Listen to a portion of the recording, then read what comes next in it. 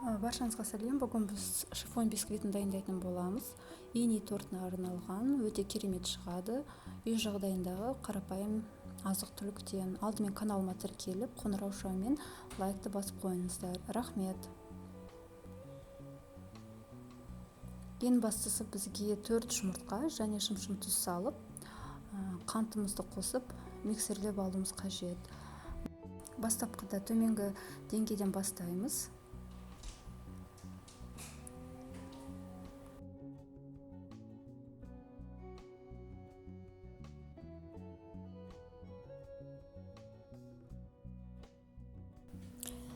Миксерленген жұмыртқа массасы 2 есе көтерілу қажет болады.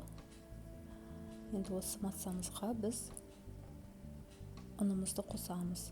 Қопсытқышты ұнға қоссаңыздар болады.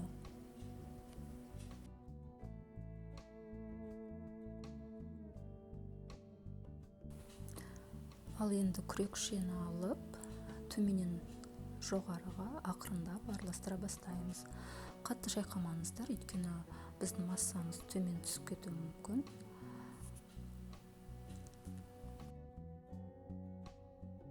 Осы кезде рецепт бойынша біз қайнаған су қосамыз. Қорықпаңыздар, бұл сіздің массаңызға еш кедергісін жасамайды.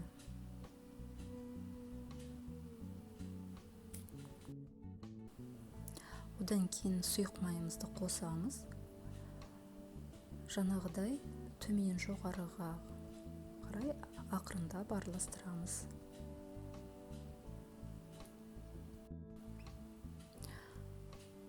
Мен силикон формасын қолдандым. Осыған ақырындап құйып, қызып тұрған пешімізге саламыз.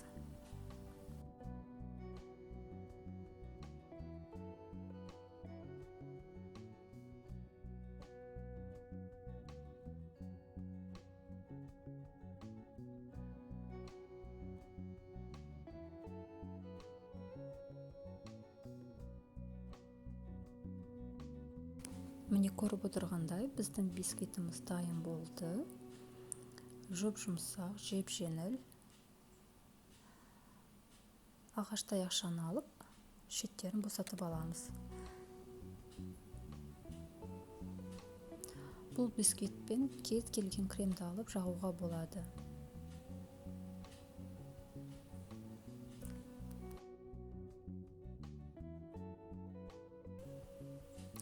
Бұл бисквитпен ини тортын жасадым. 3-ке бөлдім. Өте керемет шықты. Бұны көпіршіктерінен, бисквиттің дайын болған кезіндегі нәтижесінен байқауға болады.